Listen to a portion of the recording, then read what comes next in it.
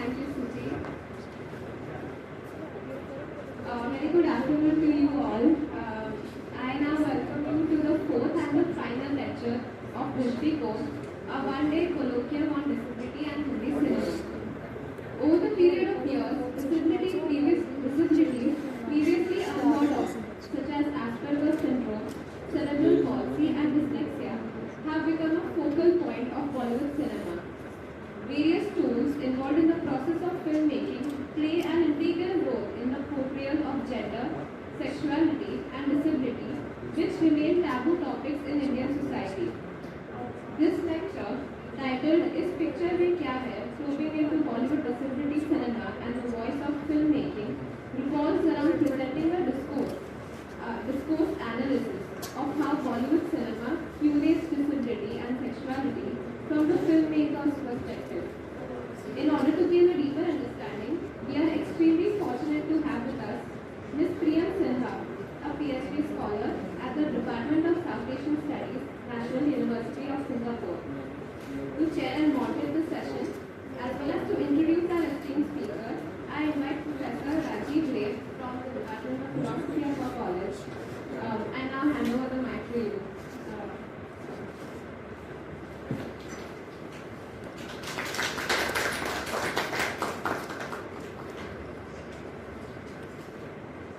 Because the introduction of the speaker for the present session has already been given, I think without wasting any more time, I think we should have the chance of asking a few questions after that.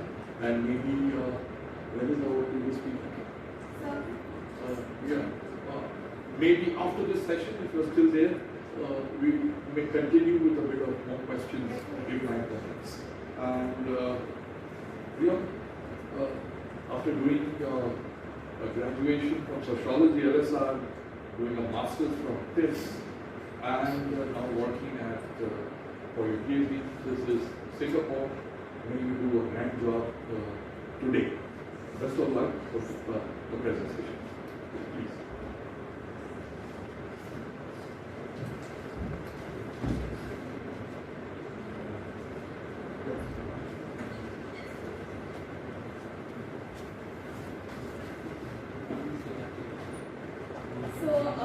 A very good evening to all of you right now.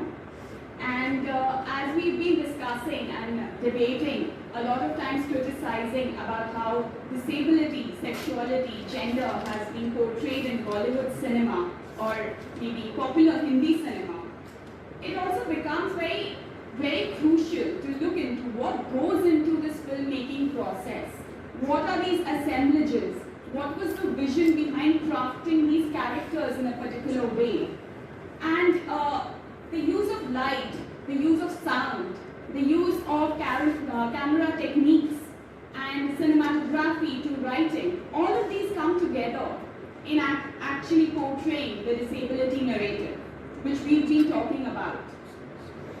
The transition from Bombay to Bollywood cinema is rather very interesting, and that's why 1990s plays a very pivotal role in curating that element of dialogue, because that's when it became a globally circulated and consumable product, more like a marketed entity. So filmmakers were also consumed by this very idea of how the outreach can be gathered. And this marketability was also through its star element, the mise-en-scène, the cinematography, dance musicalization, song picturization, the formulaic boy meets girl romantic melodrama was underlined as an essential need to popularize a film's narrative and audience appeal. It had to be youth-centric in a way, but also turned out to be focusing on the male gaze. While the visualization, stylization, narrative sequence, and characterization of stars continue to play a pivotal role, it is this element actually coming together to produce the disability cinema. The 1990s also became a focal point where feminist pedagogies and gender dissent started to outline and criticize how women were constantly objectified, how they were subjected to this male gaze, how there was always a white co-dyad or the suffering motherhood trope. there is always this element of portraying misogyny embedded in the sexism under every song and dance element. But Madhava Prasad in 2011 interestingly stated that there is something known as rare diseases. So disabilities previously unheard of were starting to gain focus into Bollywood cinema. And that's where 1990s was a crucial point of reference. He stated that Asperger's syndrome, progeria, cerebral palsy, dyslexia started to become a point of dialogue, contestation, and also Bollywood cinema in a way became a voice for discussing these subjects. Now, I foreground my study through an interview and engagement with the represented content, which is the final content of the film itself, and also who are actually involved in curating these elements in cinema. I underline these oral, visual, and lyrical tools that actually shape this tripping culture that we've been talking about, or generate a public dialogue about disability and sexuality, which is still a taboo topic. So, moving on. So this is the outline of my presentation. I just discuss about the importance of the study, what goes into this craft of filmmaking, and the Bollywood's disability characterization, especially its song, dance elements, which have always been the highlight of the glamour portion that Bollywood has been associated with. As we look back, it's always about entertainment, entertainment, entertainment. So it is this culture that actually sidelines or in a way others the disability cinema through maybe an idea of songlessness, which I will talk about in greater detail as we move on, and therefore the sexuality dialogue, which is still a very taboo topic, especially within the disability studies. So, the importance of the study would be probing into these elements of the culture of disablism. Narrative processes was a term coined by Michelle and Snyder to talk about how disability has always been a part of narratives, whether it is in literature or it has been in cinema. But it is imperative to question how these elements have been portrayed into showing the lives of disabled. Are we doing justice into these forms of representative content? But also question the corporeal standards of who becomes the hero or the heroine. Question these cultures of disableism, which is focusing on the social model of disableism. Question these parameters of how there is an assumed sense of asexuality, or rather an invisibility within these fronts of discussion. The stigma, shame, and self-doubt, and eventually this entire vicious cycle that creates this culture of disableism, whether it is in cinema, whether it's in forms of popular culture, or even in the society in general. Are we really looking into lived experiences? This minoritizing view of the performance or the embodiment in these forms of constructs of what becomes heroic. What becomes heroic is often the ability to move past the disabled. So the Hindu mythology also in a way produces this form as Mansi just spoke about it, that this tripping culture, the religious model, which underlines how we've always been perceiving disability. This performance of how disability needs to be rectified, it is a misfit as stated by Rosemary Garden Thompson, always draws attention to how disability will be an outlier or an anomaly even within popular culture. And looking at the body as performance in the media therefore becomes critical, as most people still go to cinema as a family watching experience, a mode of entertainment, as also a mode of social engagements, interactions, and public dialogue. So it becomes a source that actually impacts our psyche of perceiving disability. And the recognition of these intersectionalities has always sidelined this element of looking into disability. So disability has never really been a Bollywood cinema. There have been a lot of films, of the posters of which you can see, from Iqbal to Pa to Tare Zameen Par, Hum Dono, which was again much early on, Kabil, Guzarish, Omkara, Lagan. The list is endless. And a lot of them are even sideline characters which have just added the element of novelty to the mainstream formula, boy meets girl romance. So this craft of direction, cinematography and screenwriting holds prominence within this characterization, stylization, art direction and aesthetics of curating the disability narrative. Can we really look past these engagements in order to question or problematize the represented content, but also look into the craft that goes behind the scenes to make these elements visible for all of us? So, it is these ideas that hold prominence in the last 3 decades particularly, as it was a trend that started with Rishikesh Mukherjee's Anand, Millie in the same decade, Koshish, Sparsh, and then went on to very mainstream Bollywood cinema through Sanjay Leela Bhansali's Khamoshi, Black, and then Guzarish. A lot of these elements in terms of visual, lyrical, and also oral cues came into play. And it is this that has been critiqued by a lot of film scholars such as Asha Pesgekar, Lalita Gopalan, Jyotika Vipri, who have argued how women have been subjected to this gaze, and then the other alternative becomes the stare, the absence of the gaze and seeking to be looked at. Margarita with a straw, interestingly, looks into these elements and shades of disabled womanhood, wherein there is also this element of what McClure talks about, strip theory, this stripping culture in the media that brings in a dialogue about disability and sexuality, but often it is always being considered as incongruent in representation. Now, similar debates were occasionally raised when one talks about masculinity portrayals, the hegemonic masculine construct, the idea of heroism, as you can see, and who becomes not the hero within these models. So newspapers have often stated that these are those challenging roles that actors are willing to take on to show their diversity in acting, to show their versatility in this field, or make a comeback. So these elements of portraying disability have been nothing else but seen as a novelty in the shade of their acting career. What becomes an awardable entity?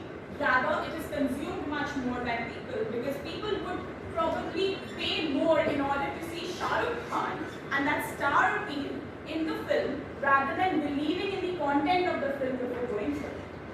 So how many people would have actually gone to see My Name is Khan because there was Shah Rukh Khan in it, or it was the curiosity of Shah Rukh Khan moving out of his comfort zone of romancing his fellow heroine, but also portraying Islamophobia, also portraying the elements and shades of depicting Asperger's syndrome.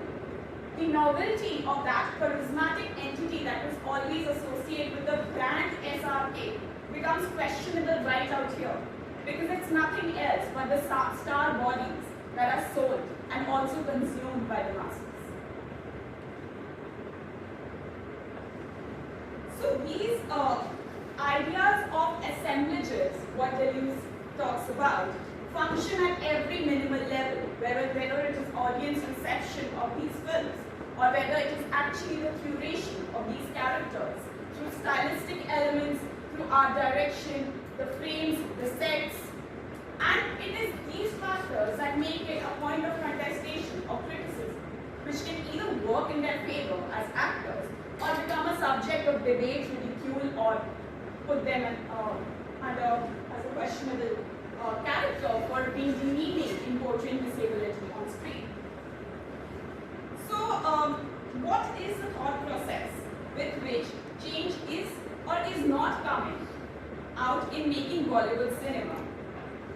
So one would receive mixed responses whether Bollywood does really become a trope of generating awareness, empathy about these elements of portraying disability, gender, sexuality. or whether it is Bollywood that only functions as entertainment, which we watch in the past. Now with the OTT, there is also very interesting change, because cinema watching can also be an isolated process, or it could be divided.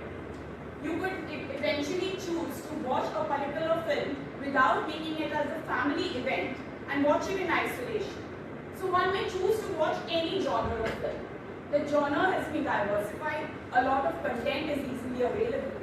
And this is what the directors have been very particular in stating, that the absence of theatrical releases leaves one with a scope of creative freedom, which they did not have.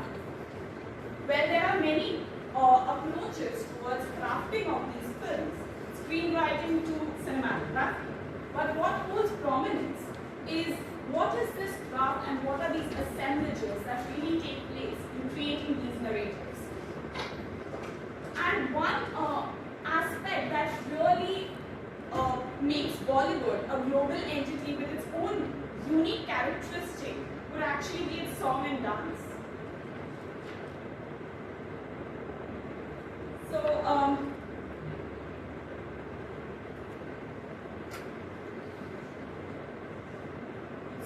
Sudeep Chatterjee, who is the cinematographer of Guzarish, stated that it was very interesting to always play and diversify one's own cinematography technique in portraying these elements, use of light, visuality, framing, choice of sets, with Sanjay Leela Bhansali. While he's also been the cinematographer for Bajirao Mastani and Padmavat, the grandness and opulence has always been a limelight of Bhansali's films. And one genuinely likes to go and watch it as a theatrical experience to see all of that vibrance. So, it is these sudden shifts in these looks, appearance, and the stylization, the use of close-ups that actually craft what the film wants to communicate. And unlike the panoramic view of showing war sequences or maybe crafting a film of grandness and opulence, which was probably Padmavat and Bajirao, Guzarish was an absolutely different experience. It focused on the close-ups. And on being asked as to why close-ups hold such a prominent element within the film's narration, the answer was that it becomes the best way to portray emotions, and emotions become the most highlighted point of subject that everyone wants to see. Everyone wants to see and perceive how disability is a lot about sadness, about tragedy, about loss, especially to underline that it was a magician who was completely able-bodied, who had a charming personality, portrayed by Hrithik Roshan, for the audiences, who was now quadriplegic. The highlight was to focus on these emotions of contrast in showing this transition or the contrast between his able-bodiedness and the disablement.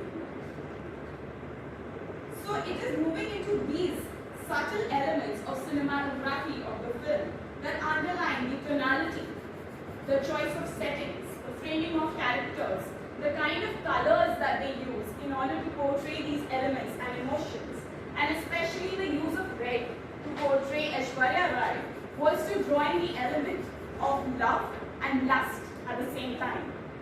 So interestingly, it is these contrasts that were drawn between the able body and the disabled body, in also perceiving how disablement is all about sadness through the colors of white, grey, black, and the use of light to only depict the changing ways. So, for those who may not have watched this film, it actually looks into this element of pleading for euthanasia, a request to be granted that there is no purpose of living the life of being disabled. But also, it stripped off this element of heroism associated with Hrithik Roshan's character in portraying disability. He was considered, or rather questioned, for being portrayed not being heroic enough, or an inspiration porn that we've been talking about, in order to depict that he was unable, rather he succumbed to this pressure of thinking that he's helpless,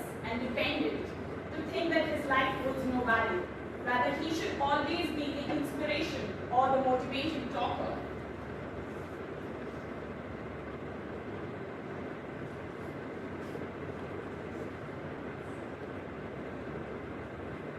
So these are the close-up shots, and you can see an interesting similarity. This is Millie, and these are scenes from Millie that also use these elements of close-up shots in order to depict the contrast of how having shown pathos, tragedy, loneliness is always this complex emotion in Bollywood that is being portrayed through these elements of close-ups. One focuses on the eyes to show that element of sadness associated with being told that your terminally ill condition is a cause of distress to the entire family. And can we question this parameter? Because that means questioning this culture of disableism. Rosemary Garland Thompson says something very interesting about staring, and that brings a contrast with understanding the male gaze. She states that when we stare at a person, we are always asserting a sense of power and discomfort onto the other, and they have no agency over it. And while we look into the element of gaze, one not being gazed at is also a subject of portraying self-doubt or a sense of sexual disillusionment.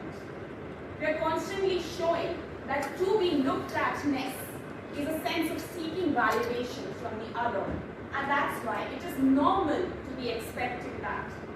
As we progress, you'll see a lot of these emotions being underlined in almost all the films that portray women with disability. But at the same time, it's not that men with disability have not been subjected to these elements of being othered within the narrative. The association of unmanly or loss of manliness within these cultures of disableism portrayed in Bollywood also makes it questionable as to why. Why are we focusing just on the faces, always depicting the black and white emotions?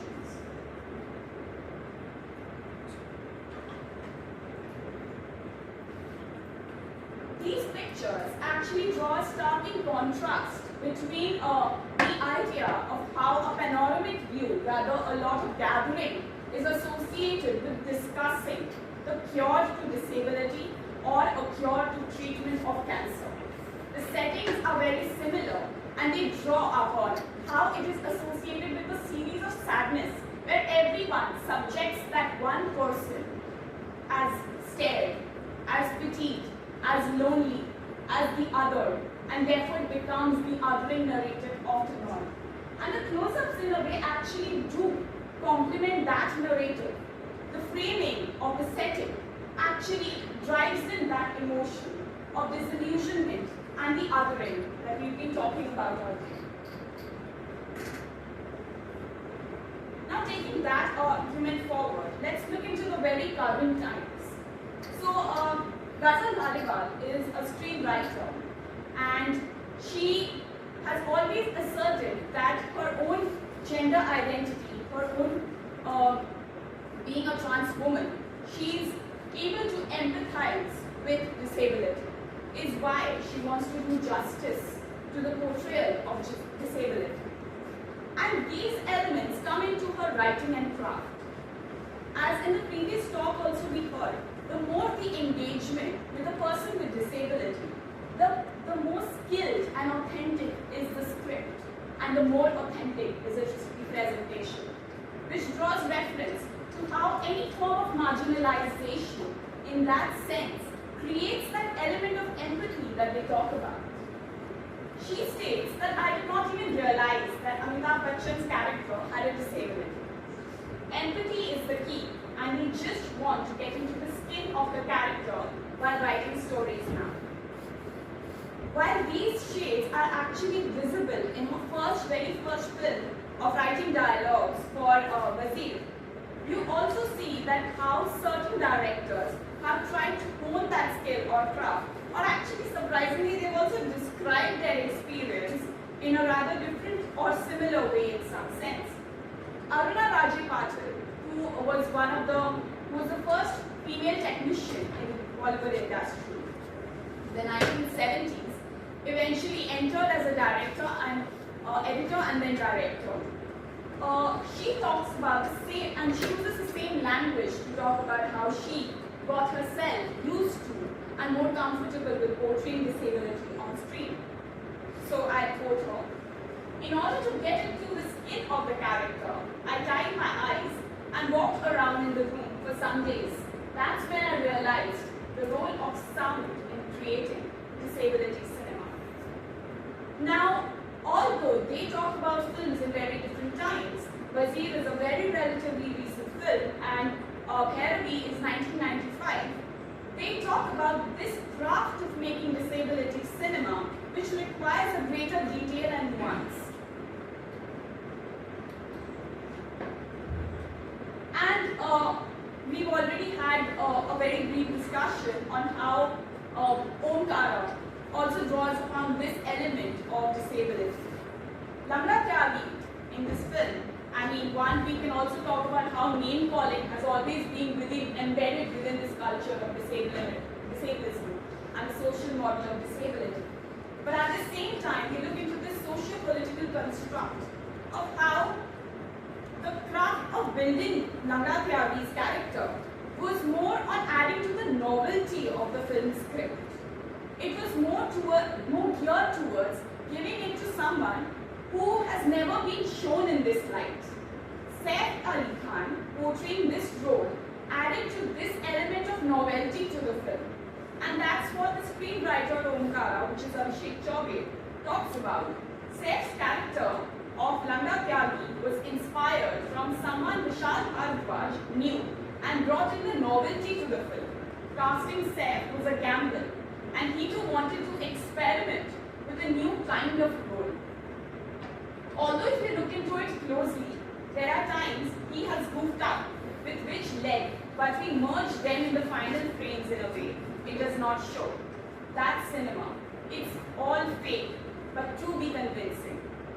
And this actually highlights how it's always supposed to be this element of relatability with the audience, which is created, which is curated, which is framed for all of us to believe in the storyline, in the plot, and in the character's role. Similarly, Abhishek Chaubey was eventually the director of Kamine. Kamine focused on the double role played by Shahid Kapoor, and it focuses on the speech impairment. So one is Totla and the other is Khapla. Now that becomes an element of ridicule, shaming, bullying, and also whether this person would be a suitable match for getting Sweetie married. So when we asked about whether there was what inspired and what draws upon these elements of portraying disability in the narrative, one we just assume that there's a lot of thought process or a craft that goes into curating that character. Rather, it's an element of revisiting the old films. It is the idea with which the director wants to recreate a cinematic experience, yet tap into public sentimentality of the old films that were his favorites. So, he states, "I have always been fascinated with creating realistic and new characters from rural or backward areas. And best way to bring in contrast was to show speech disability and double roles. I wanted to refashion the whole Sita or Gita, but with a twist of disability in it." Now Barfi, I don't know how many of you watched Barfi. Okay. So what are the first few things that come to your mind when you first watched Barfi? Anyone?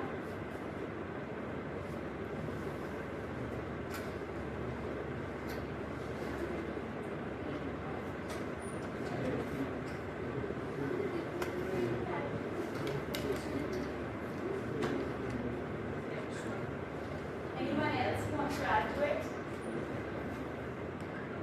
So interestingly, it is this division, this whole able-bodied imaginary and the whole disabled, able-bodied divide that Barfi also brought to light. It also showed these elements of gaze and wanting to be gazed at.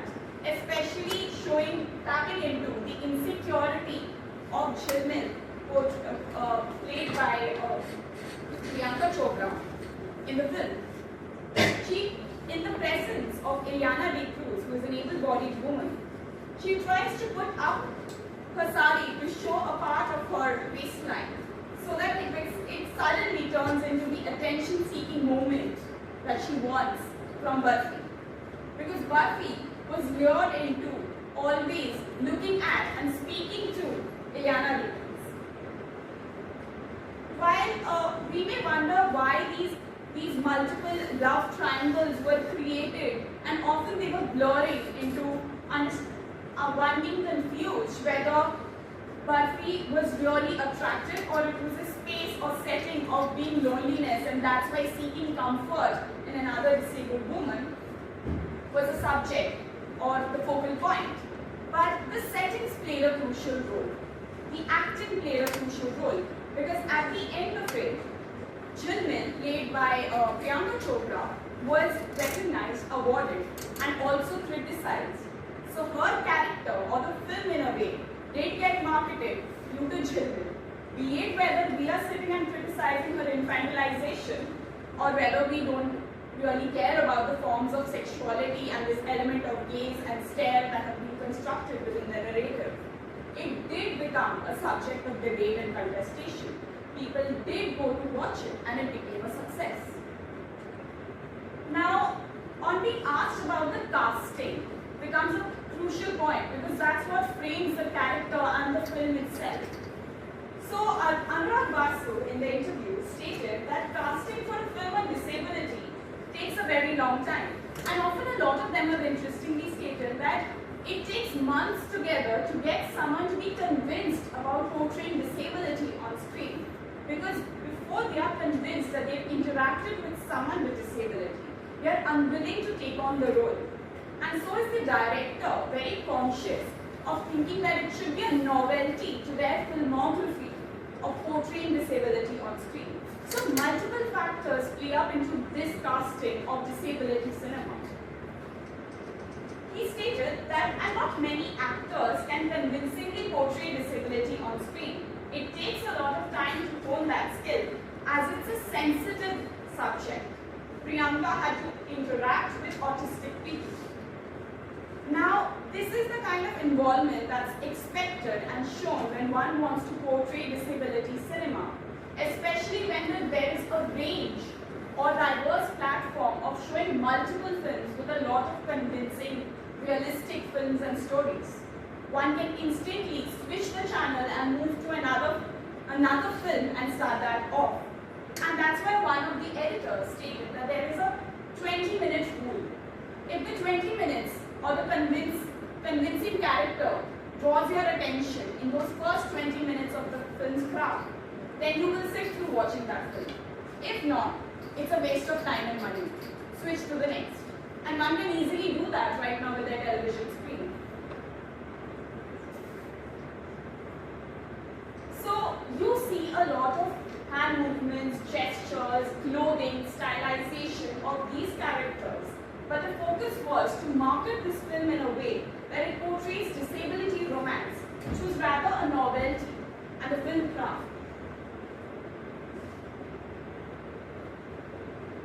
Now, the first few things that might come to your mind are always going to be these stylistic elements that are being used, maybe her hairband, her handkerchief, her eyes, or the focus and the close-ups again. It is these elements that actually craft the narrative to portray the whole othering culture. As you can see that they are always in the outskirts of the city, running away from the able-bodied dominance, which has always been ridiculing and shaming them. The us and them was created all through the film, but in a way, it also did work.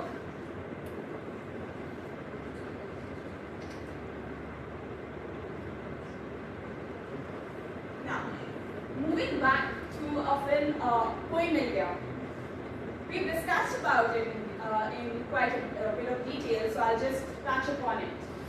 Koi Mil Gaya was actually seen as a film that was popularized by Hrithik Roshan's star appeal in portraying mental disability and also overcoming that disability with the entry of Jadoo. Now there were multiple factors that worked in its favor. One, it was one of the first few films showing this element of supernatural powers that cure the disabled. Second, Jadoo suddenly became this fairy-like figure who comes into as a mascot for the disabled character, with rather the disabled child. So you see an absolute contrast in the look and appearance, and also the star appeal of Hrithik Roshan portraying and enacting that act. The performance of the star or the star body construction plays a crucial role, as he was also very sure that a challenging role portraying disability and showing supernatural powers will actually make him come to the forefront again. And in a lot of interviews, he stated that I have paid back for my flaws.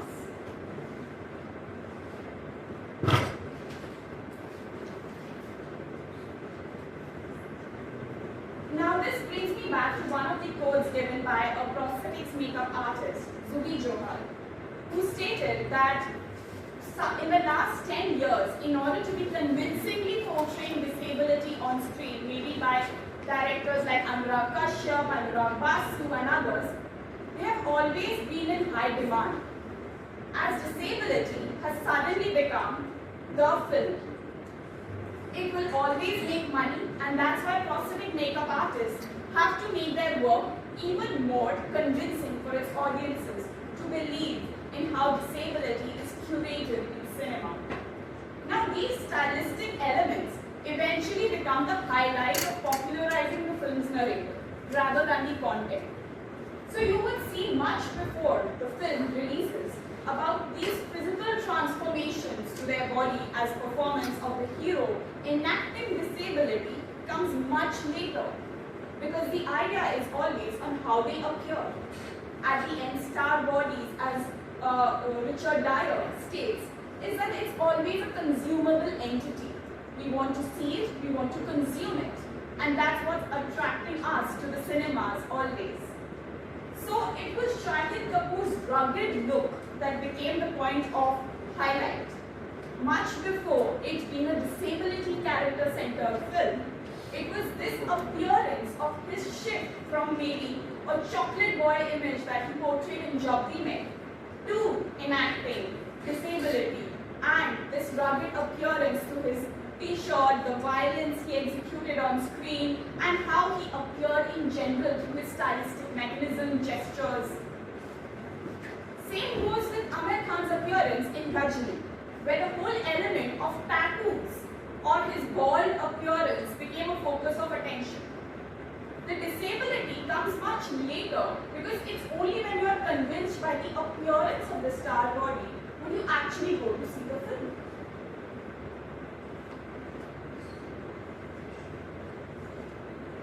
Now, that was the case with most of the actors who were already in the industry. Now moving on to actors who are trying to make their entry into the industry and the kind of typecasting associated with roles that usually happens. So Shilpa Shukla, who is acted in Chak De India and also in BA Pass, commented that it is her high cheekbones that make her unfeminine, for which she is only given very different kind of roles. So be it her beating up in Chak De India was also shown that this element of aggression is only associated with someone who appears manly, hence making her unfeminine enough.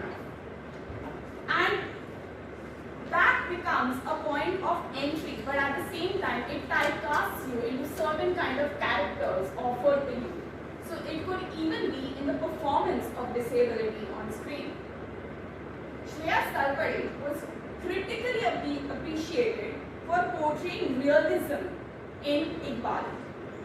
Him playing a deaf and mute cricketer became a point of question about how authentically he portrayed, or the element of realism that he brought into the character. And hence he must be casted for serious films only. The element of seriousness associated with a disability cinema becomes this other point of contestation itself. Because either we have the pathologized model of always making the disability a subject of ridicule, the comic relief component of the film, maybe something like Chennai Express, where you had Shah Rukh Khan interacting in trying to teach a dwarf about how to speak and know the navigation and the route. But at the same time, there are also films that try to realistically bring in disability, such as Nagesh Kukuno's Iqbal.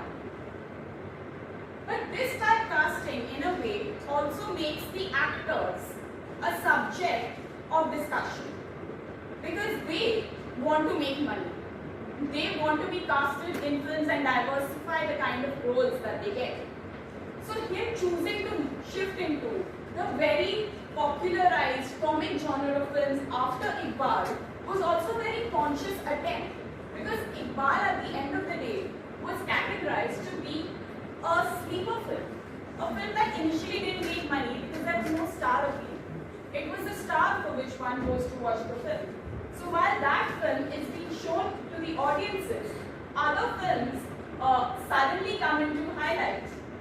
And a film that focuses on a serious topic without much of the grandness and opulence becomes a serious film. You cannot go to watch it. Now, we already spoke about Fana, but when we do look into the authenticity element of Fana and Kajol portraying blindness, the interesting point here is it was also her comeback film.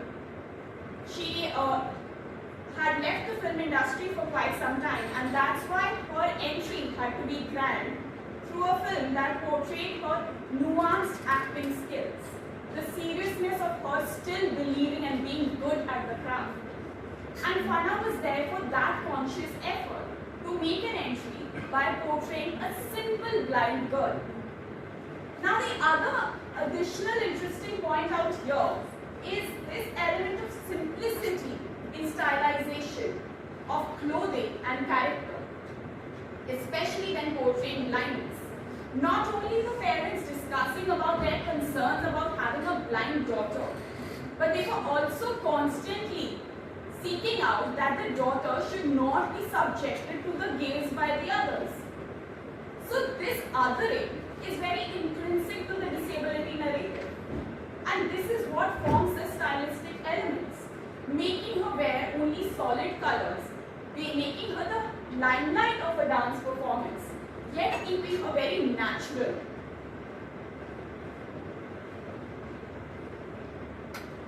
Now, even when we look into these nuanced elements of romance and how these elements were staged into Bollywood and in Fana, there is this element of her assumed asexuality right at the start, after which it is perceived that she was manipulated by a player, which was Amir Khan, and warned that she should not succumb to any kind of pressure or passes that he makes. Now, this is a rather novel element, because had it been a formulaic boy meets girl romance, one would never really question if an actor is making a pass at the woman. Why is the element of warning coming into contestation?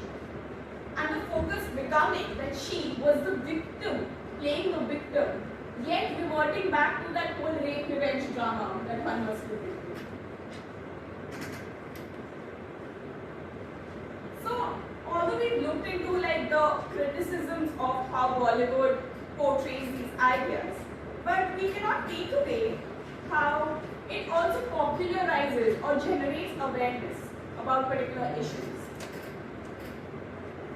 I think we just had a discussion some time back, and I'm not sure. How many of you knew about progeria before watching Power?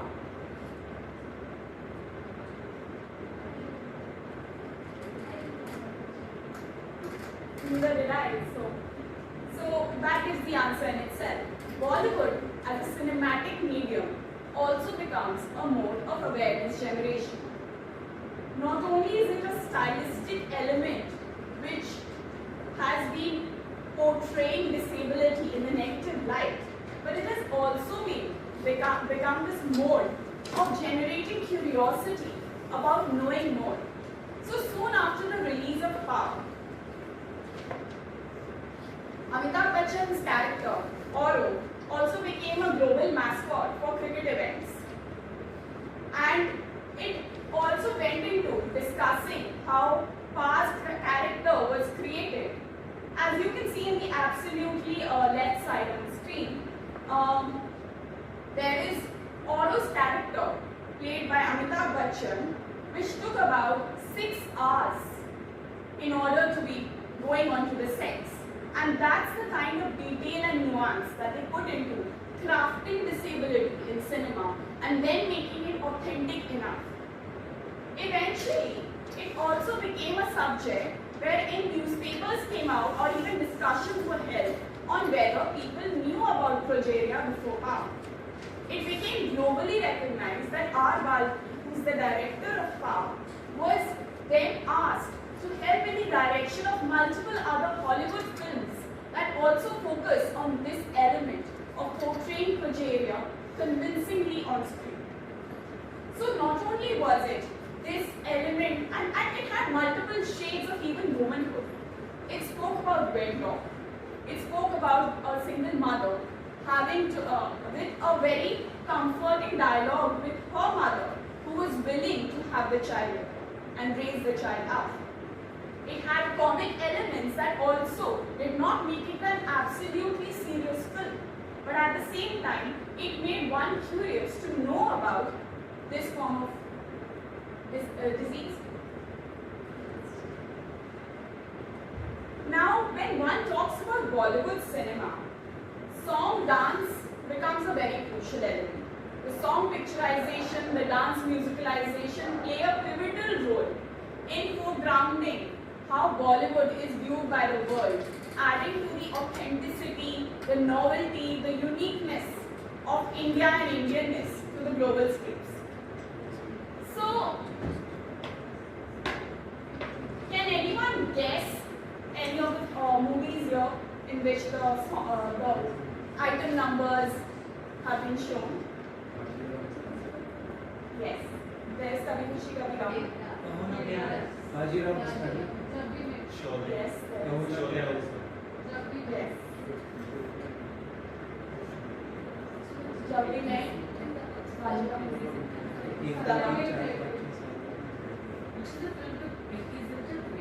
Mission Kashmir. So, you can see these forms of stylistic elements that have always been integral to crafting of Bollywood cinema.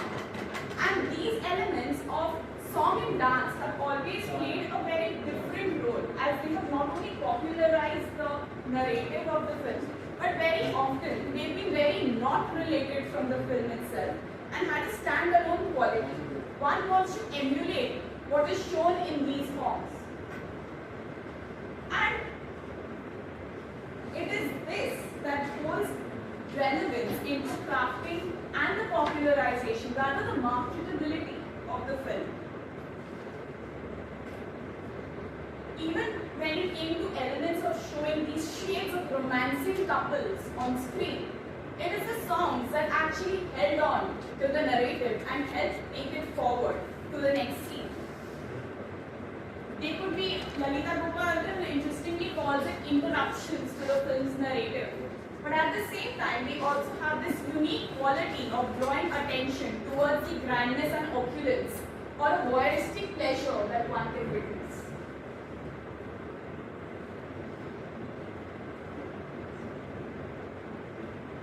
So, Mahesh Bhatt, who's a director, states that song articulates the emotional subtext in a Hindi film. If the music is felt deeply, a filmmaker is also able to communicate his theme and share an emotion with his audience. The EQ, that is emotional quotient of a film, can be gauged by its music. By my film Art made me realize this fundamental truth. Jagjit Singh's music, Carefree's lyrics, and my vision, it was a unified punch. We were all on the same frequency, and it worked like magic.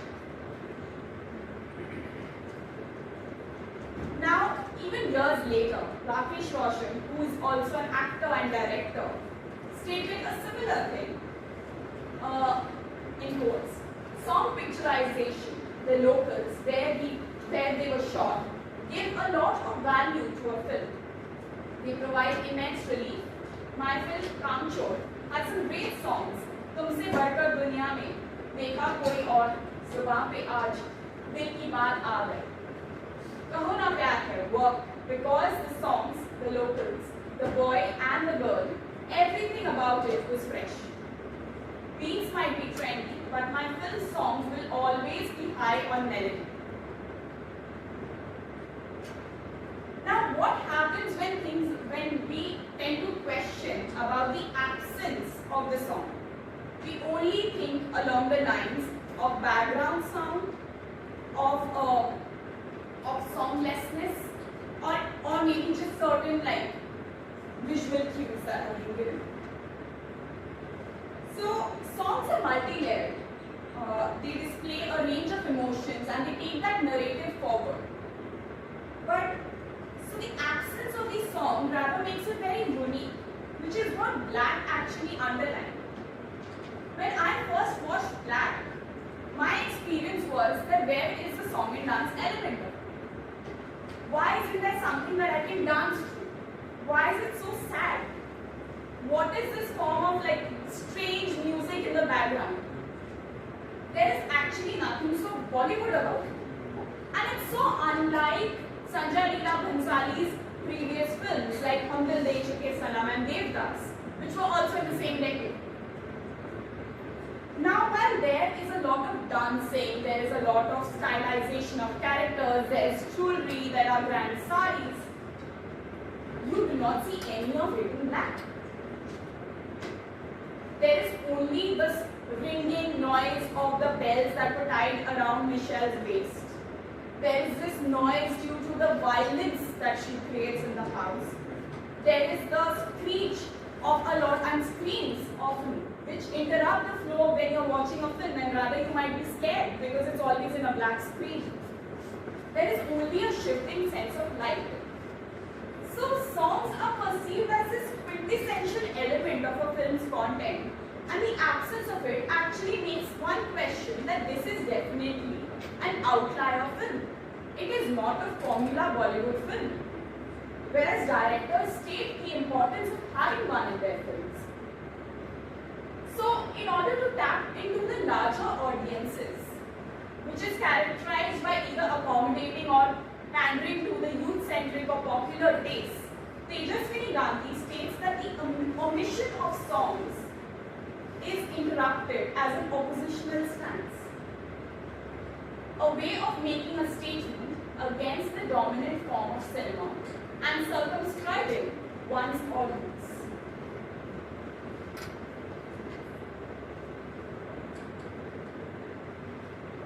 Now, taking her argument forward, the absence of these songs also navigates the narrative and enables us to question the director's vision, as we associated Bhansali with the grandness of settings.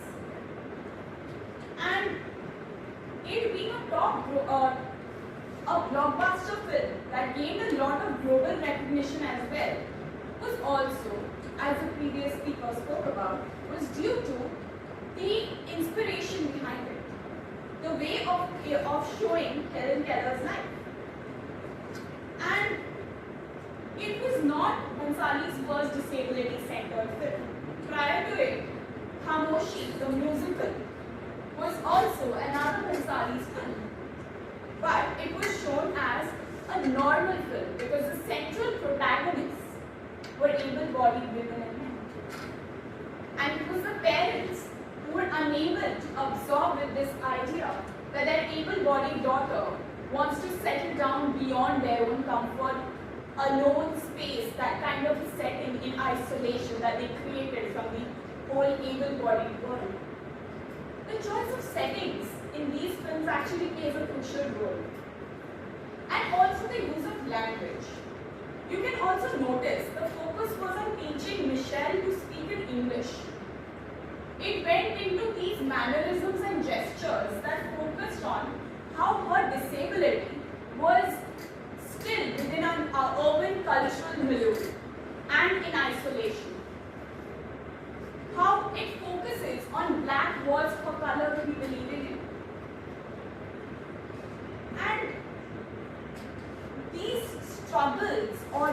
highlights of making it an almost pathologized model also brings in this dialogue on how sound, oral and visual tools complement a narrative necessarily without being a formula film, without the song and dance element of it. So it established as a very different kind of film because of the commercial appeal it gathered, despite not having it, which was also a political or a socio-political stance of making it a songless film on a serious subject.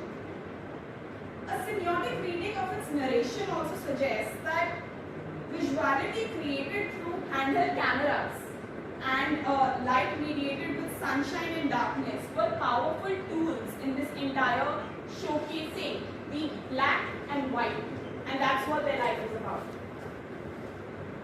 So it was this supercript phenomenon that we really saw, her ability to combat a disability and then come into power. So I will just briefly go through the next. Kansari's next film was Guzarish, which focused on disability. And the colors, frames and settings also underlined these ideas of the gazing. The gazing in which the disabled is only into this whole question of self-doubt and pathos on oneself because of his inability to protect the central protagonist. Now, we do see a commonality in this kind of trope as well, because even Sadhma highlighted these elements of how getting rid of your disability becomes a way forward. So when you see a contrast in her clothing stylization, it is crucial to question as to how this culture of disableism is created or curated within the film itself. So be it in the 1980s or be it in the very recent times, this element of stylization and craft or the art direction has played a pivotal role. Lastly, it is this sexuality dialogue that becomes the central focus of attention. And as Anfinger actually points out, that sexuality is often the source of our deepest oppression. It is also often the source of our deepest pain. It is easiest for us to talk about and formulate strategies for changing discrimination in employment, education and housing than to talk about our exclusion from sexuality and reproduction. And bringing in this dialogue, we now see the coming of the OTT or the very recent films where radical feminism has become the in thing. While some of the very formula Bollywood films would say that it's become too much of these kind of films. We are always focusing on the LGBTIQ, we are focusing on disability. But the underlying idea is that can we move beyond the hero's journey? Can we make films that make us question and introspect, that make it reflective for all of us in our lives and insecurities? Alamkrita Srivastava, who put in one of the very radical films, Lipstick Under My Burqa, into focus, and eventually Dolly Kitty or Chamake Sitare, said that the dialogue on women's sexuality has been long due. We have spent many years just seeing men protecting women, and women always being helplessly caged at home, repress their sexual urges. It's time to show more stories of the marginalized. And when she or any other director has been closely talking about marginalization, they are willing to portray these elements of showing disability, the shaming associated, the culture of disableism, the social model of disability. Akash Khurana was also advocated that it does not necessarily need a woman director to be talking about women's issues. That is a very different kind of a mindset, in that we are again creating these binaries. We underline that the script is the king. There is so much more content on the OTT. One can easily change the channel and watch something new, watch alone and while traveling. The authenticity of portraying marginalization, even sexuality, is also needed as audience knows when our background research is not thorough. So this element of background study has become a very crucial part of crafting the film, be it a scriptwriter, be it a director, be it a cinematographer. They want to remain authentic to these elements, which was also displayed in Margarita with a Straw, which was inspired from Malini Chib's life in One Little Finger. The cinematographer of Thappad, which is Shomik Mukherjee, also stated that this element of realism is very integral to the film's craft and creating this visuality on the screen.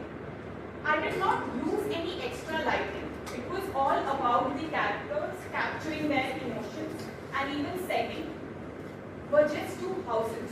Empathy is the key to creating realistic Bollywood visuals now, and it shows your craft. Now, talking about these elements of actually the gaps within what films are being made and what is actually financed. The crux of it is, Bollywood is an industry which wants to make money through the craft that it produces. And it's still about being produced, getting a producer who's willing to come out with that story. So the directors are trying to sell off their stories to producers who think of the possibility of it making money. The director may not really believe in adding those elements of formula, boy meets girl romance, but they are also subjected to criticism upon it being a failure.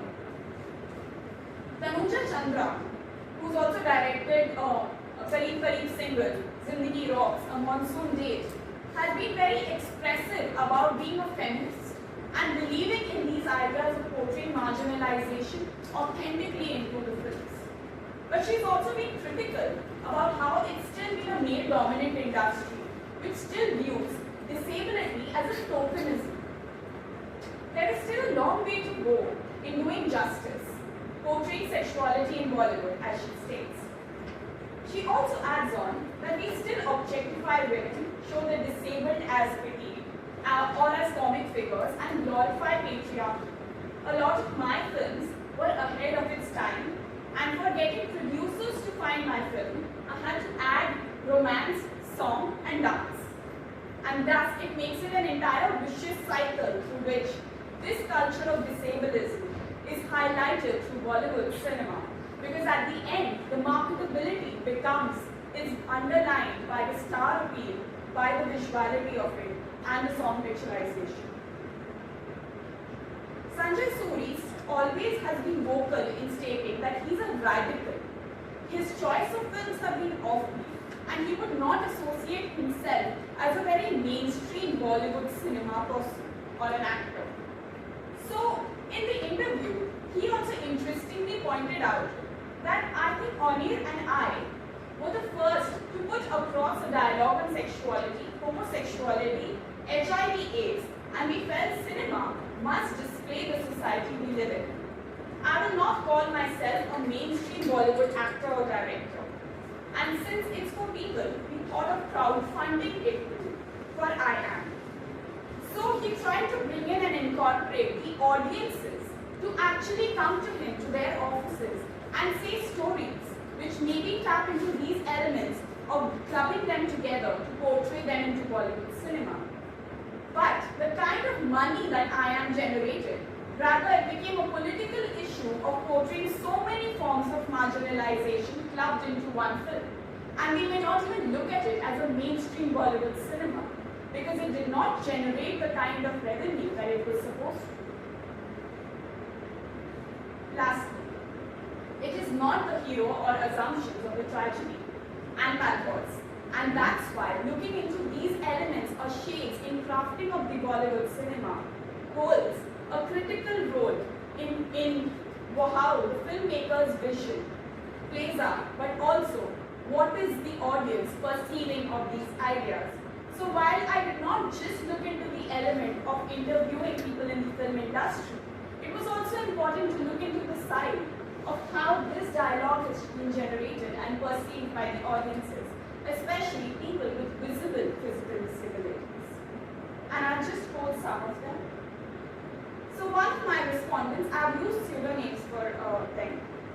The unrealistic image of heroes and masculinity have been overtly muscular, having six-pack abs, being the financial provider, showing aggressiveness in beating up everyone, completely takes away men on our wheelchairs, and people assume us to be asexual.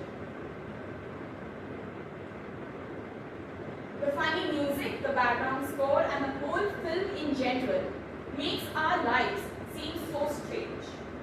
I don't know why disabled women are not shown as being married, having a family, and raising children. So many of us do.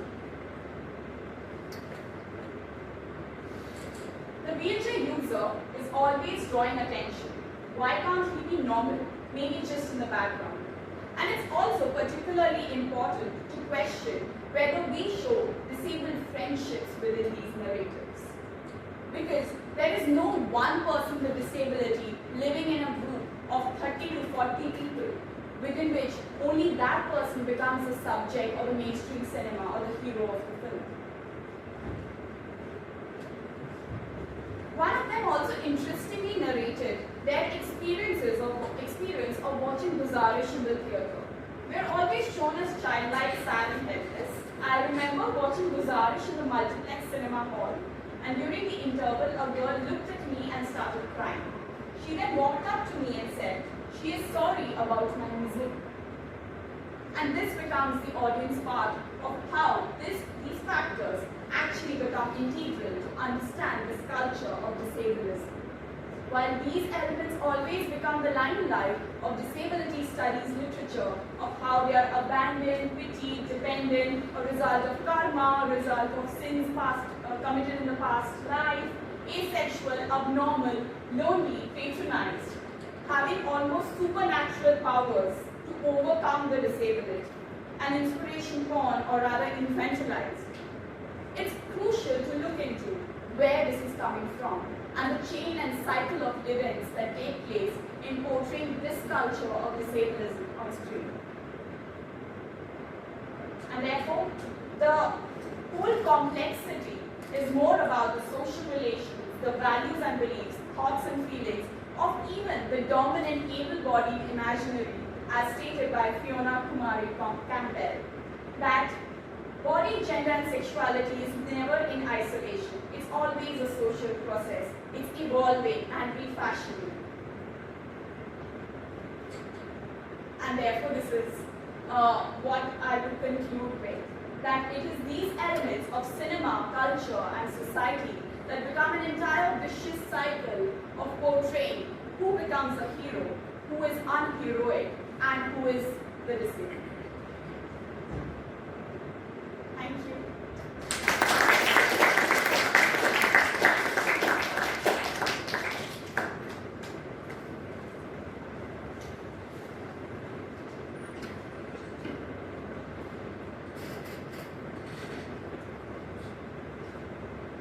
I think the hall is small enough. Without the mic also you can work. Great work. Priyam, lovely. But I have a few questions before others can pick up.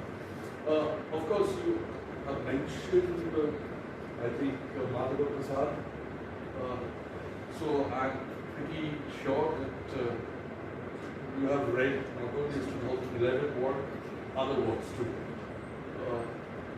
So we have not only the Hindi movies, we have regional movies all over, and probably Professor M. Madhava Prasad would know more about Kannada movies than Bollywood. So, you know, for today, you are focused on Bollywood. Because I'm sure you have read on other regional movies and how over there it has been worked out. You can share some of what you know. It would be illuminating for many of us. Today in 2022, can we say it's a taboo that we need not speak? We're not in the 60s or the 70s, where you required Anita Silvers to write on disability for American professors to even getting sensitive. It's another issue that I think at least in 2015, we felt, many of us felt even in Delhi University that the teachers were not sensitized to the issues today. Forget about others. We felt this amongst, we could be the marginalized section probably, who felt this, but it was a belief that we have to sensitize ourselves first. When we said our, it was the teachers who need to be sensitized. As a society, maybe we have evolved during the days of Anita Silvers, even in US. It took us maybe, we were late by around 30 years, at least in academics in India, to work out what others did. Even in the 80s, we started late. Maybe in this century itself, we are working out, or our professors are working with this century itself.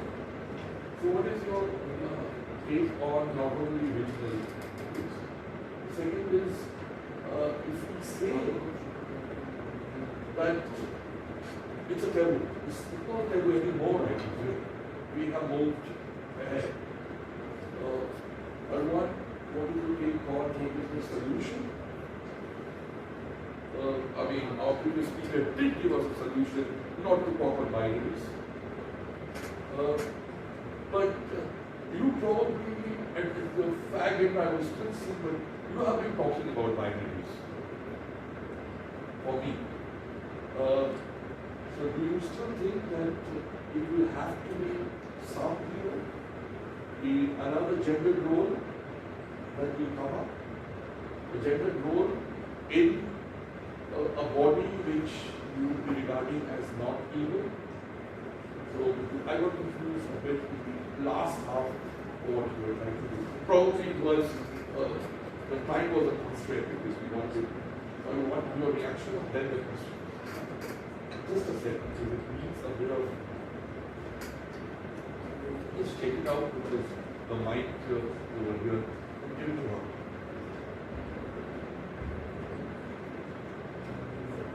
Thank you so much, sir, for your questions. So when it comes to regional cinema, and it's always been a divide of stating how Bengali regional cinema or Marathi regional cinema, Tamil cinema have a particular craft that is very different from the mainstream Bollywood or popular Hindi cinema, because they move into realistic settings in a way. There is a realistic film noir that underlines the filmmaker's vision, the cinematography to the sets and the frames. And it's historically also been a fact that Bollywood tried to distinguish itself from portraying a very utopian or an urban social milieu in its constructs of what is sold. When it goes into even the elements of looking into what is actually sold within regional film industries, especially if you look into Tamil, Telugu and Kannada, which Professor S.V. Srinivas has spoken about, looks into how there is a prominence of star culture. They are considered as godly figures, they are worshipped like deities, and emulating the mannerisms and gestures that is being portrayed in the cinema industry, or even their performance of being the star body who's commodified, becomes a subject of debate. That also comes into Bollywood, because on one hand we have idol worshipping that happens of Rajnikant, who is almost a global icon, completely at par with Amitabh Bachchan and his characterization of angry young man in Diwar. So they have always been on a very similar front. There is no one more popular than the other. It's more about the focus being driven towards the criticism that Bollywood also gets about its kind of representational entity of India and Indianness. Because when we see someone like Rajnikant or Tamil cinema, we are still associating it with a state entity, and also performance of Indianness, but also a state and linguistic entity. Madhav wrote a lot in Shivaji. Yes. And when the next question about the star and the element of sexuality. At the end, a Bollywood film, and this is something that most directors or cinematographers state, that it needs to be getting a mass appeal. It needs to be tailored for the masses and not those who might get into criticizing it only. But it only needs to be attractive enough to for one wanting to buy a ticket for it and go watch it. So in the very recent times, there has been Kashmir Files, and because it's a very, very sensitive issue, topic, much highly acclaimed, there has been criticism, and at the same time there has been a lot of thanking for making a film for this cause. But one thing that really drew my attention was when a lot of the audience started requesting the director to give in all the funds as charity for the cause. Because at the end, filmmakers, and this is something most filmmakers align with, that they are not making a film to serve a cause. They are not activists in the process. They are only crafting a film that really they believed in. And their empathy is executed in the kind of characters that they portray in the film. So the core element is the kind of connection that they can have with the character that they want, should be defining the film and its content.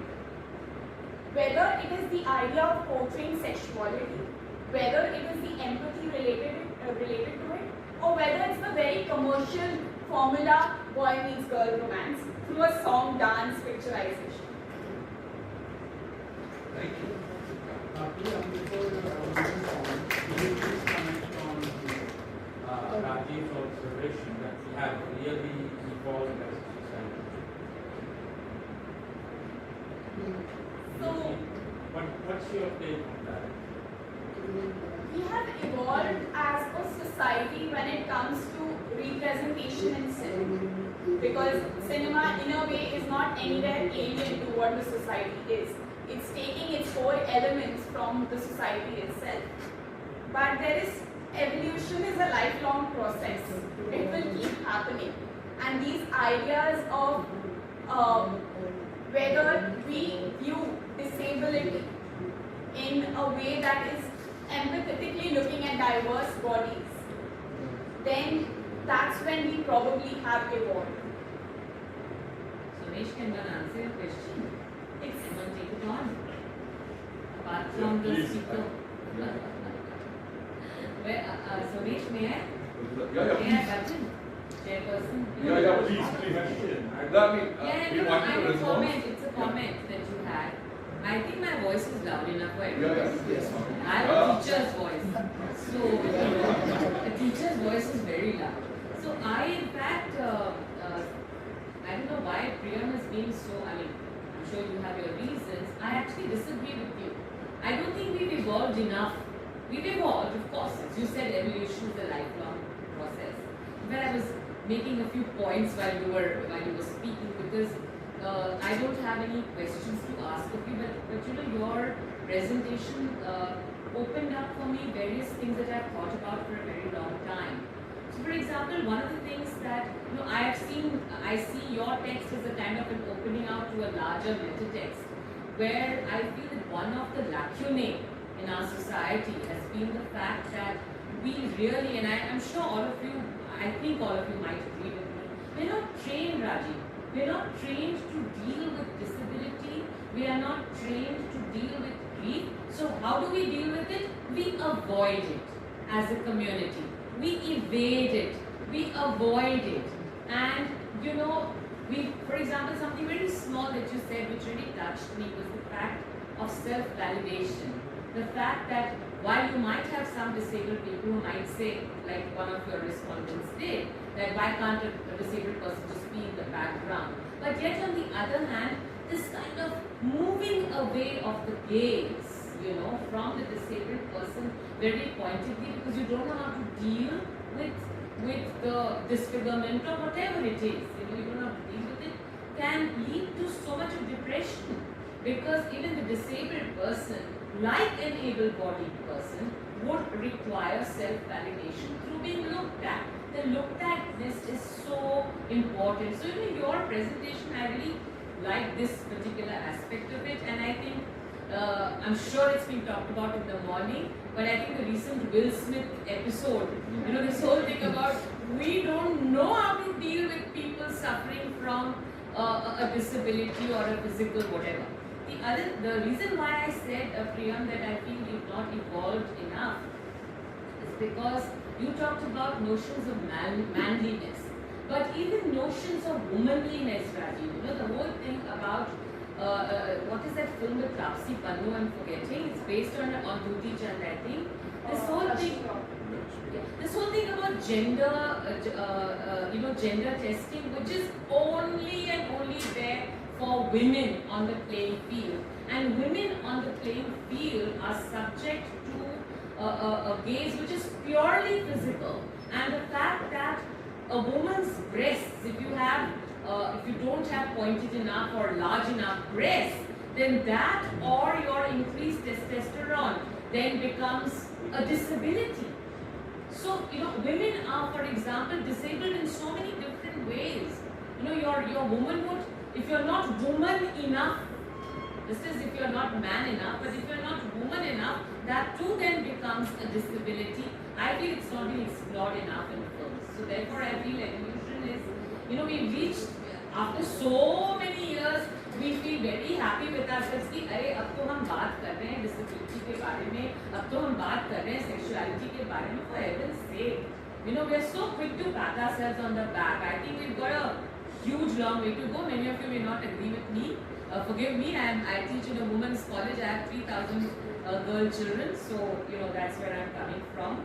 The last thing, this whole thing about your presentation, as I understand, focused on the crafting of a film, and the fact that so the point that making a film is now really very important. You talked about the fact that people, when they are working in a disabled film, then the process of identification with the disabled person, that hits the trailers before anything else. That hits the previews and the teasers, and so we all knew about how Amitabh Bachchan was undergoing that thing, or we were all busy reading up about how Amir Khan, who is one of my favorites, was preparing for Gajini and so on. But even otherwise, within the film, I don't know if all of you notice it, I find it very interesting and exciting, to be honest. I just love it the way, at the end of the film when the titles and all are coming in, you actually got, I just watched Sharma Ji Namkeen yesterday, and you got, these little snippets that come of the making of the film. Now that is a wonderful development. I think the fact that, you remind the audience that, boss, ये craft की गई है और crafting के दौरान actor ने ये सब महसूस किया है. So that was very interesting. Sorry if I walked up a lot of time. We are fortunate enough to have amongst us many of you who will be known, and few of you who don't know. We have a teacher of English and the principal of... Oh no, don't say such things. No. You'll make them hate me. Nothing. Not supposed. Nobody likes principals. Let's get straight to the I'm unprincipled principal. I think if you have to comment on her, I think you would comment. Because I was just a comment. Yeah. I think for all of you, questions are...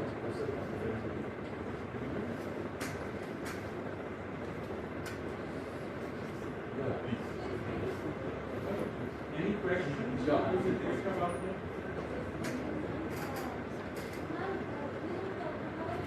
If you allow me, Have you talked about the idea of songlessness in Bollywood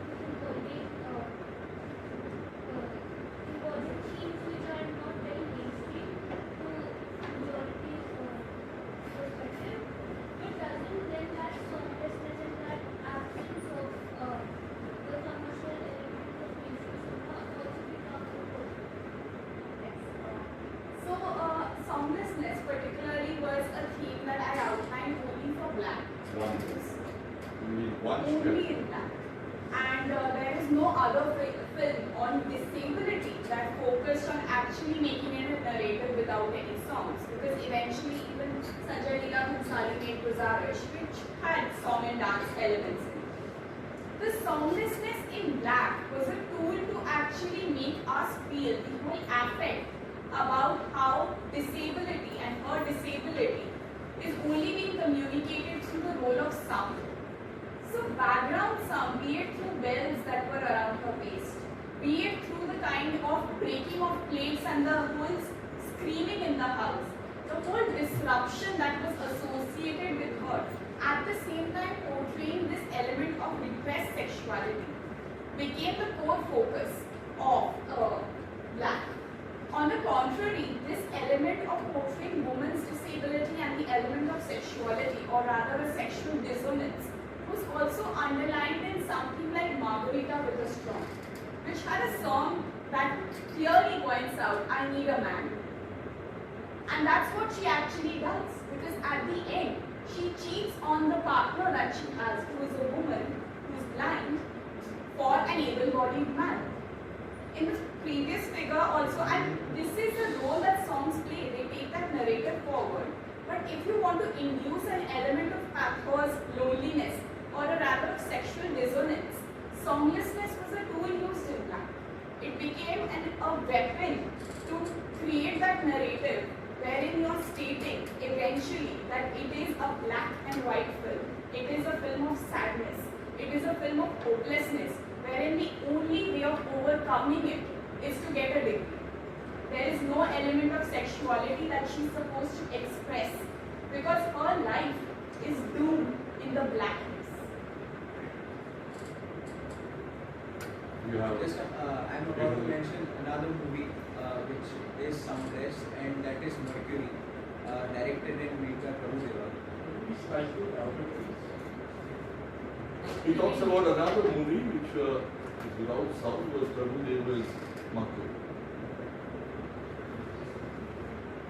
Yeah, I would just like to come back to your observation that she wants another able-bodied man. Because in the morning there was a discussion on this, I did not extend that discussion further. But when Dhananjay, for example, said that she is basically saying that, okay, he can see me, he can see my deformity, and yet he accommodates me. You think that's dissonance? Or is it just her desire for able-bodiedness and this realization of the centrality of the gaze in determining the sexuality of a woman, validation, if I can say? Do you feel that is accommodation as people were arguing? In a way, I feel the tone of setting that element of to be looked at-ness was set right at the start, because she was seeking validation from the lead singer, who was also an able-bodied man, and she was rather avoiding one of her closest friends, who is a wheelchair user with whom she used to initially spend time.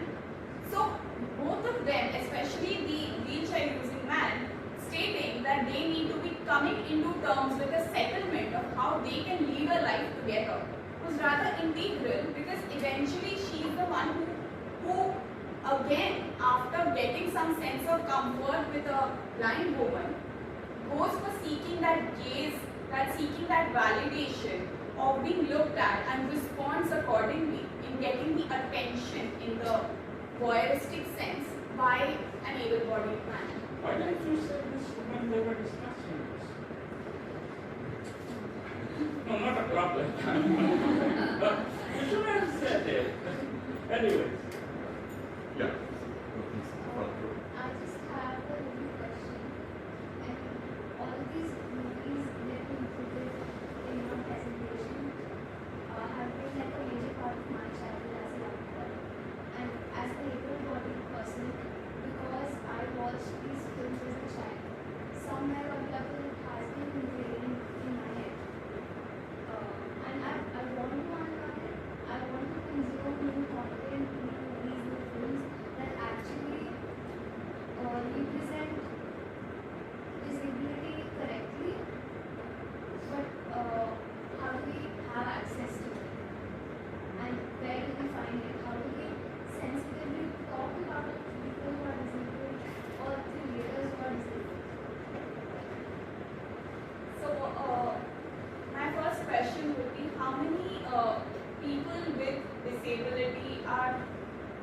actually right of cinema.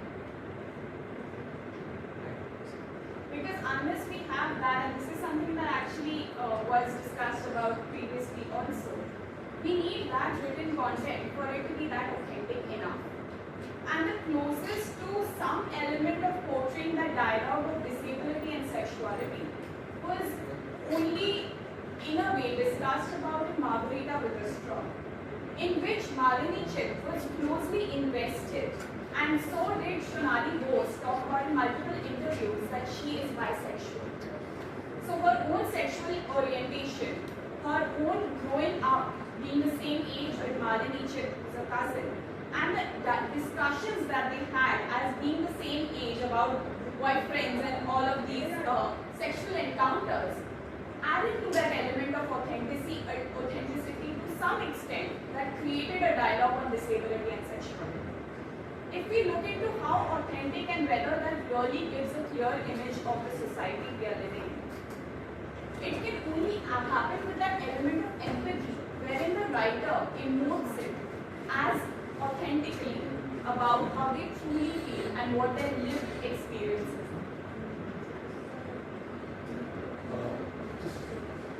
Yeah, this is for the penalty. So, you want to ask the question? You have raised your hand. Fine. Yeah, please. So, basically, in the last session, I was advised to but I have a question. Like, movies, movies यहाँ पे अभी तक हम लोगों ने देखे हैं या फिर Hollywood movies which was made by Bollywood are either they are not normalizing disability or they have very less disability which they have represented. There was a movie Black which was very talking about, but उसके बारे में उतना awareness नहीं था. Like nobody in my friend circle or out of like बहुत सारे लोग ऐसे हैं जिनको black के बारे में तक नहीं पता. If I'm not wrong. So like and when you are talking about it, disabled writers, but the thing is that without masala, without something, how can a movie be a hit? Because हमने जैसे काबू में देखा था, it is also something masala.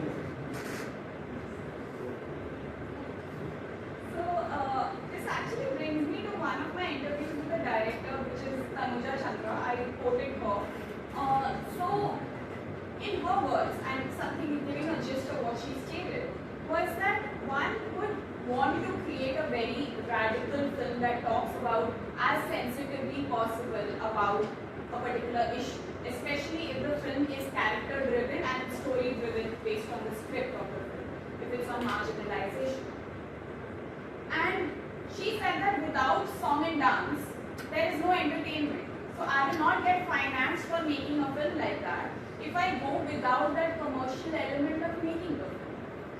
And that goes with someone like Ghazal Daliwal, who's a trans woman writer. She's a screenwriter who stated that although she's made documentaries on trans women and their lives, but it is that masala element that can make it to Bollywood. Because without that, it becomes a documentary and not Bollywood. So, the authenticity has to be in some way infused with that song and dance, that formula kind of a romance that is shown on screen, which may not necessarily be like only the director's vision. There are multiple factors that actually feature into making it that way.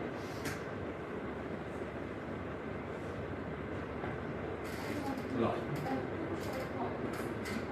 One thing on power, when you were talking about power, you said Bollywood can also be a form of awareness, to generate awareness. But I really believe in power. The disability, the characteristics of the criteria, it was more about in an attempt to show the relationship between the father and the son. We kind of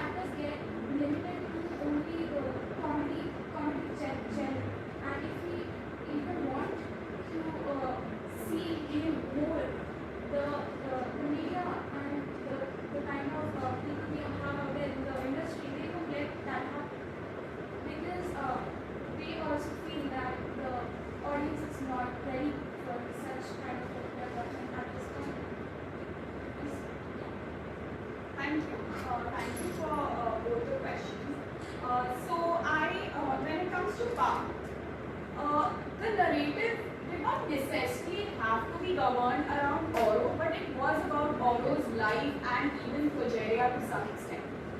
It did work along the lines of making people know that it exists, because as I stated, I did not know what Progeria is till I watched Pa.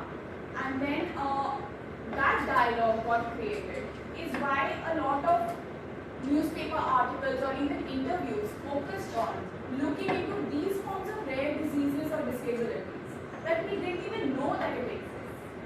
And Bollywood can probably then function as a tool of creating that element of curiosity for one to just Google and find that does this exist? Was this real? And answering the second question, whether we're talking about entry points into the film industry, it is not just about whether it's for a person with disability or not. Film industry works like a stylistic mechanism where only a particular kind of appeal and then you're typecasted into characters on the basis of your appearance. It is a performance at the end of the day and you're stylized and curated to be performing that role. Whether that role connects with the audience is also based on whether your appearance is that convincing for the audiences to relate with that character. Because at the end, it's not about the star, it's about the film and whether the film makes the kind of revenue that it had to generate. And at the same time, it's also about whether every story that's being shown in Bollywood, is it actually a depiction of the star's life? So when we talk about maybe same-sex relations such as Ek Ladki Ko Dekha To Aisa Laga, where Sonam Kapoor is portraying being a lesbian, she does not have to be a lesbian in order to enact being a lesbian on screen. So that's not been the core focus of Bollywood anyway, to do justice in the portrayals or the authenticity in that sense to bring in a person. But what has increasingly started happening is that they believe in the value of bringing someone from that community on screen to add to the authentic element. So be it Malini Chip, who was constantly in interaction and actually Kalki Koshman spent 3 months with her to understand her mannerisms in order to enact that on screen.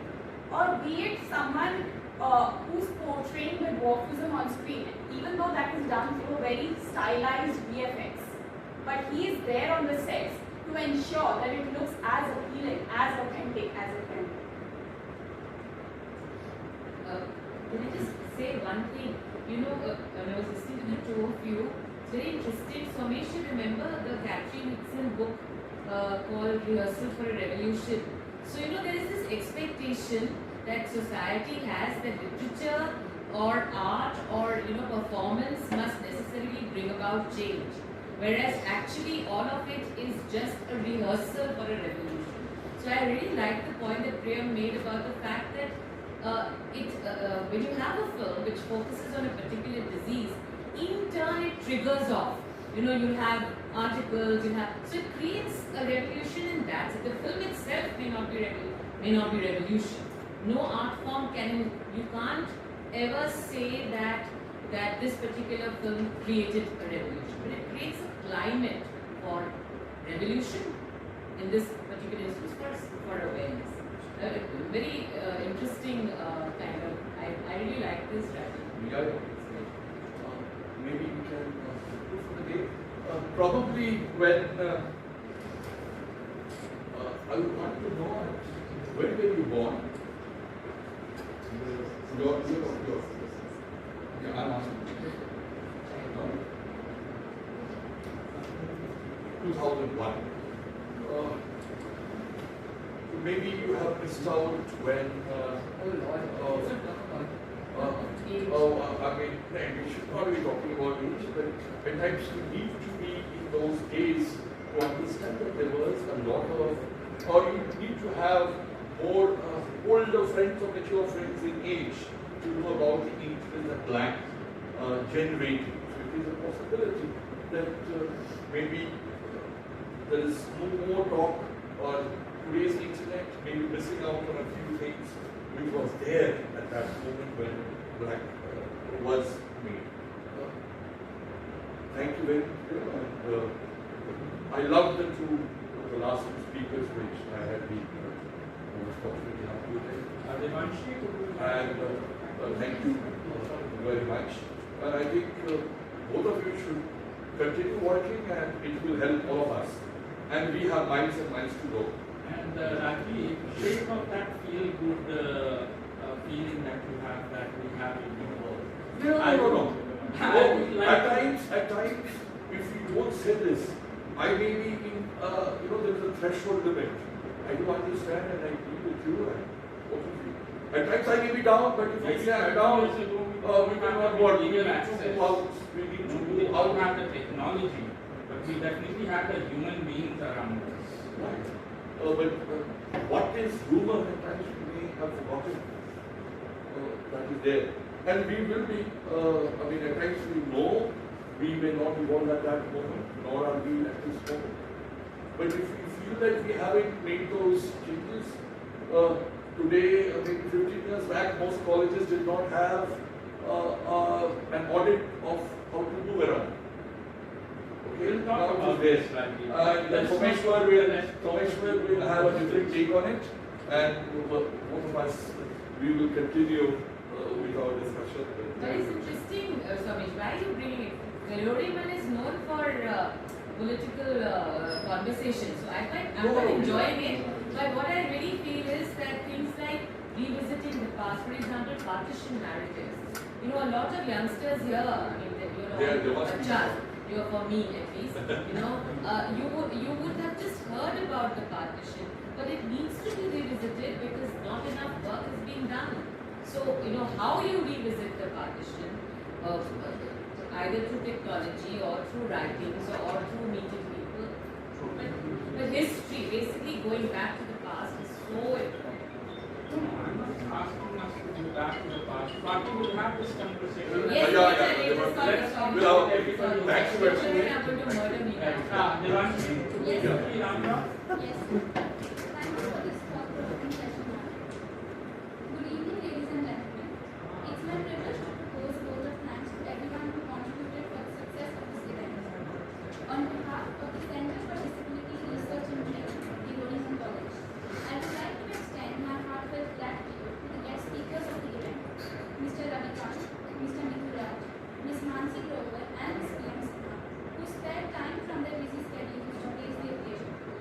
Your thoughts have enlightened our minds and presented a whole new perspective to disability and zero. I and the entire team are immensely thankful to Dr. Songlessness, coordinator from the Center for Disability Research and Training, for his constant guidance and support. An event like this cannot happen overnight. We have been fortunate enough